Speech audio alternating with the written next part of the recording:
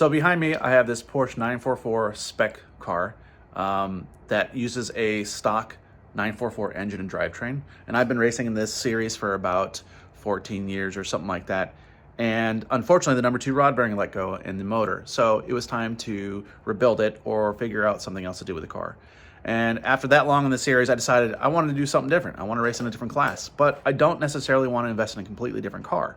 So I know people have done other swaps out there, but the thing I don't like about other swaps like an LS swap or something like that is that when you change the car that drastically, you're moving your car into a much different class to be competitive with that kind of power to weight. You're talking about changing out your transaxle, you're talking about changing your suspension, aero, wheels and tire package. It's a completely different ball of wax. So I didn't want to quite go that route, and luckily for me, there's a really cool swap kit out here that utilizes this Acura V6. It's called a J32. You can buy these domestically out of Honda Pilots, Acura CLs, RLs, TLs, everything like that for pretty cheap.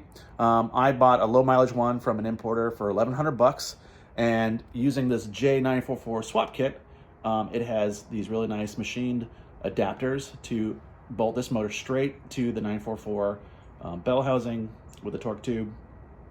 There's motor mounts, and you can still use stock exhaust manifolds, everything like that. It's a really inexpensive way to upgrade the car by about 100 horsepower and still go road racing on the cheap.